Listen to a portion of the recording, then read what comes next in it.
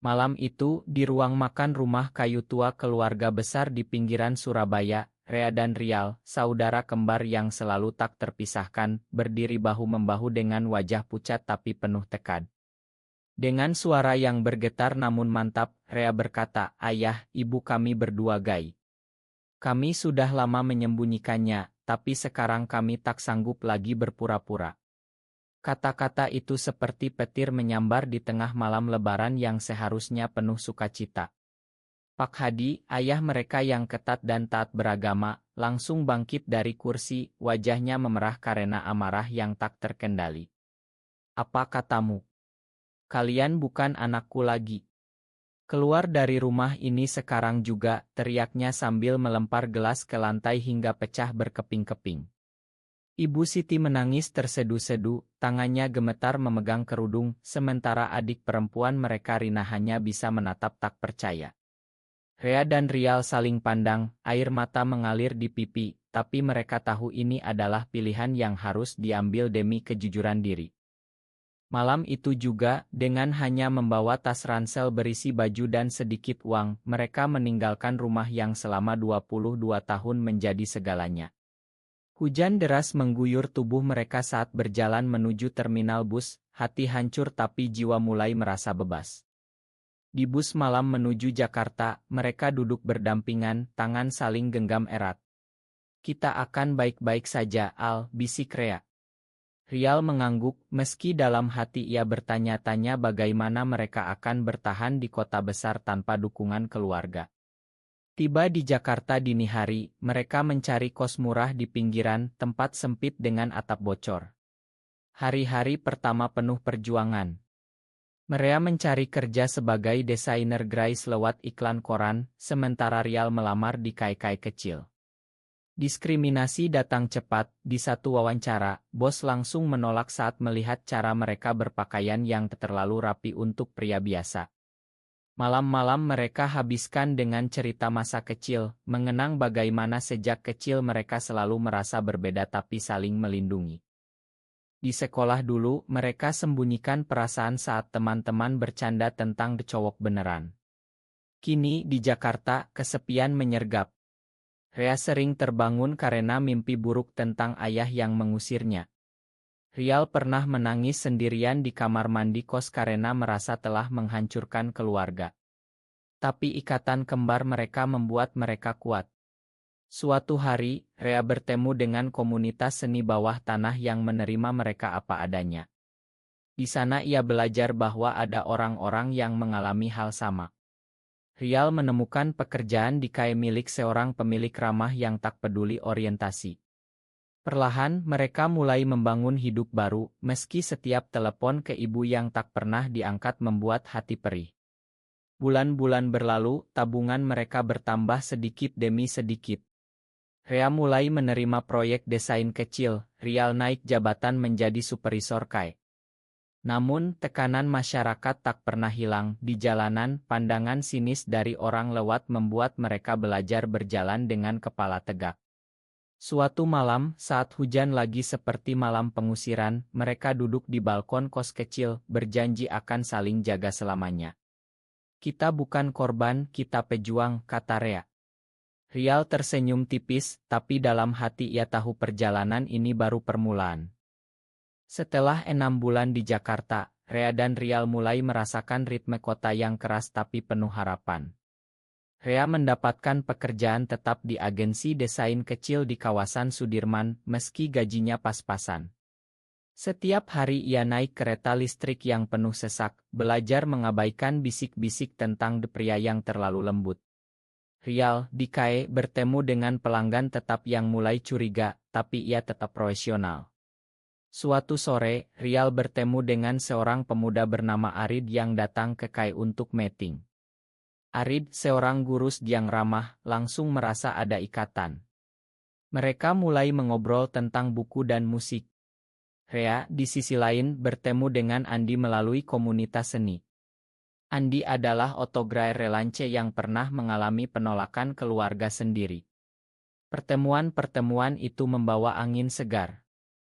Rea dan Andi sering menghabiskan malam di warung kopi pinggir jalan, berbagi cerita tentang perasaan bersalah karena mengecewakan orang tua. Rial dan Arid jalan-jalan di taman kota, membicarakan mimpi masa depan. Namun, tidak semua mudah. Suatu hari, Rial dipecat dari KAI setelah seorang karyawan iri mengadu bahwa ada yang tidak normal di sini. Ia pulang dengan mata bengkak, Rea memeluknya lama. Kita cari yang baru, kata Rea tegas. Mereka pindah ke kos lebih baik dengan uang tabungan. Rea mulai mengajar desain secara online, Rial melamar ke toko buku. Di tengah itu, krisis identitas datang lagi. Rea pernah hampir menyerah, pergi ke masjid sendirian, berdoa agar perasaannya berubah, tapi hatinya tak sama. Rial mengalami depresi ringan, sering diam berjam-jam memandang foto keluarga lama. Tapi Arid dan Andi menjadi penopang. Arid mengajak Rial ke kelompok diskusi rahasia tentang penerimaan diri di kalangan pemuda Jakarta. Andi mengajari Rea bahwa mencintai sesama pria bukan dosa, tapi cara Tuhan memberi cinta. Perlahan mereka mulai menerima diri. Suatu malam lebaran kedua di pengasingan, mereka menelepon ibu diam-diam. Ibu Siti menangis pelan, anakku, ayah masih marah, tapi aku selalu doakan kalian. Kata-kata itu seperti obat. Rea dan Rial semakin dekat dengan pasangan masing-masing, tapi tetap menjaga batas, fokus pada dukungan emosional. Rea membantu Andi membangun portofolio, Rial mengajari Arid memasak. Persahabatan mereka tumbuh menjadi ikatan yang lebih dalam. Tapi masyarakat tak berhenti menekan. Di tempat kerja baru Rea, rekan kerja pernah mengolok, kamu kok selalu bareng cowok cantik. Rea hanya tersenyum karena dia temanku terbaik. Dalam hati ia tahu ini adalah ujian kesabaran. Tahun pertama berlalu, mereka sudah punya rekening tabungan kecil, mimpi untuk suatu hari pulang dengan kepala tegak. Rial mulai menulis jurnal tentang perjalanan mereka, Rea menggambar komik tentang dua saudara yang mencari tempat di dunia. Malam-malam mereka masih penuh cerita, tapi kini ada harapan. 8 tahun berlalu sejak malam pengusiran itu. Rea kini menjadi koordinator di sebuah LSM yang memperjuangkan toleransi di kalangan pemuda, gajinya stabil, ia bahkan punya apartemen kecil di Jakarta Selatan. Rial membuka KAI kecil bertema buku di kawasan Kemang, tempat yang ramah bagi siapa saja. Ikatan dengan Arid dan Andi semakin kuat. Rea dan Andi sudah seperti pasangan yang saling melengkapi, Andi yang tenang menyeimbangkan Rea yang penuh semangat. Rial dan Arid sering bepergian ke pantai akhir pekan, berbagi mimpi tentang masa depan. Namun konflik internal tak pernah benar-benar hilang. Rea pernah mendapat tawaran promosi besar tapi menolak karena harus pindah ke kota konserati lain. Aku tak mau jauh dari Rial dan kalian semua, katanya pada Andi. Rial menghadapi pengkhianatan dari teman lama yang tiba-tiba menyebarkan rumor di media sosial, membuat KAI sepi selama 2 minggu. Ia hampir menyerah, tapi Arid duduk bersamanya semalaman, mengingatkan betapa jauh mereka telah melangkah. Kamu kuat, Al. Kita semua kuat. Keluarga di Surabaya tak pernah benar-benar hilang dari pikiran. Ibu Siti kadang kirim pesan singkat, anakku sehat tanpa ayah tahu. Pak Hadi sakit-sakitan, bisnis tekstil keluarga mulai goyah. Rea dan Rial tahu dari Rina yang diam-diam hubungi. Suatu hari, Rina menelepon, ayah masuk rumah sakit. Ibu minta kalian pulang, tapi jangan bilang dari aku. Keputusan itu seperti batu besar di dada. Mereka diskusikan berjam-jam dengan Arid dan Andi. Kita pulang, tapi kita pulang sebagai diri kita yang sebenarnya, kata Rea. Rial setuju meski takut. Mereka mulai merencanakan, mengumpulkan tabungan, mempersiapkan hati. Perjalanan pulang bukan hanya isik, tapi emosional. Di kereta malam ke Surabaya, mereka ingat semua pengorbanan. Rea pernah menjual lukisannya untuk bayar sewa saat Rial sakit. Rial pernah tinggalkan pekerjaan bagus demi temani Rea saat depresi. Arid dan Andi ikut meski khawatir. Tiba di stasiun Surabaya, udara terasa berat. Mereka naik taksi ke rumah, jantung berdegup kencang. Pintu rumah masih sama, tapi ayah kini di kursi roda. Pertemuan pertama penuh air mata ibu, tatapan dingin ayah. "Kenapa kalian berani pulang?" tanya Pak Hadi dingin. Rea menjawab tenang, "Karena kami masih anakmu, ayah." Malam itu penuh ketegangan, tapi benih rekonsiliasi mulai tumbuh. Kembali di rumah setelah 8 tahun, suasana seperti bom waktu. Pak Hadi jarang bicara, hanya memandang dingin saat Rea dan Rial memperkenalkan Arid dan Andi sebagai teman dekat yang ikut membantu. Ibu Siti memasak makanan Aurit mereka, tapi matanya selalu basah. Rina, kini sudah menikah, diam-diam dukung kakak-kakaknya. Bisnis keluarga hampir bangkrut, utang menumpuk. Rea dan Rial melihat peluang. Mereka usulkan bantuan, tapi dengan syarat. "Kami punya tabungan, ayah. Kami bisa selamatkan perusahaan, tapi kami ingin tinggal di sini, membangun hidup terbuka." Pak Hadi marah lagi, "Hidup terbuka? Di desa ini? Kalian mau hancurkan nama keluarga." Rea tetap tenang, ceritakan perjuangan 8 tahun, bagaimana mereka bangkit tanpa bantuan. Rial tunjukkan otokai dan lesmenya. Arid dan Andi berdiri di sisi, memberi kekuatan. Perlahan, ibu mulai bicara mendukung. Konflik muncul saat tetangga tahu, gosip menyebar.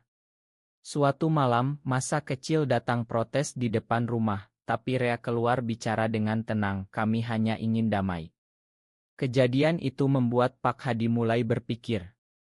Rea dan Rial habiskan hari-hari membantu bisnis, membersihkan gudang, bertemu supplier. Malamnya mereka bicara panjang tentang masa lalu. Ayah akhirnya cerita bahwa ia takut kehilangan muka di masjid.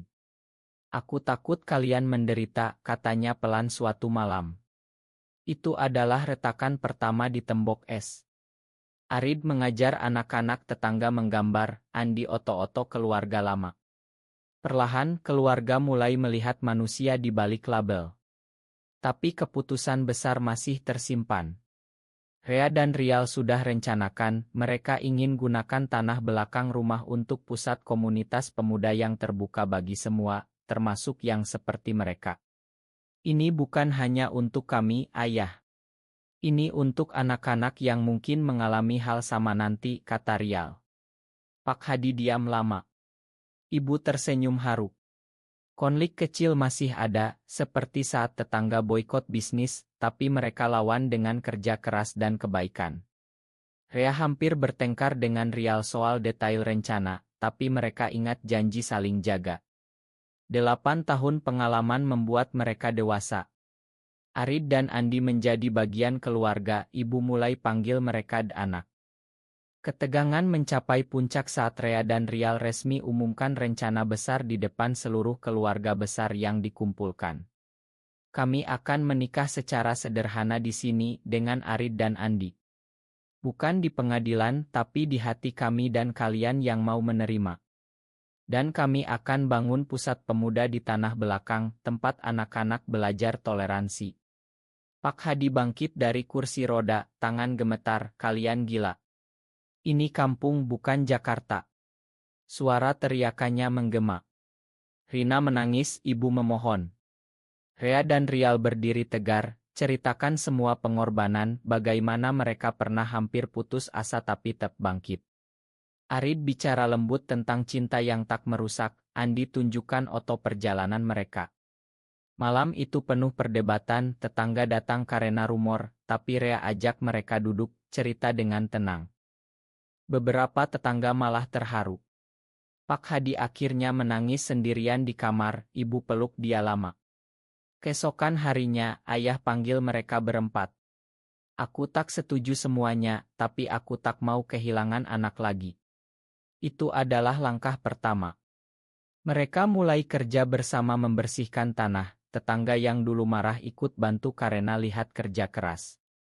Rea dan Rial rasakan kedamaian yang lama hilang. Ada momen indah saat ibu peluk Arid dan Andi, "Terima kasih jaga anakku." Rial dan Rea sering jalan di sawah sore, bicara tentang bagaimana perjalanan ini mengajari mereka bahwa cinta keluarga bisa berubah. Konflik kecil masih muncul, seperti surat ancaman anonim, tapi mereka hadapi bersama. Pusat pemuda mulai dibangun, nama Rumah Harapan dipilih. Arid dan Andi pindah permanen, bantu mengajar. Rea dan Rial rasakan kedewasaan penuh, bukan lagi anak yang takut, tapi pria yang bertanggung jawab. Pusat pemuda Rumah Harapan akhirnya berdiri kokoh setelah 6 bulan kerja keras bersama.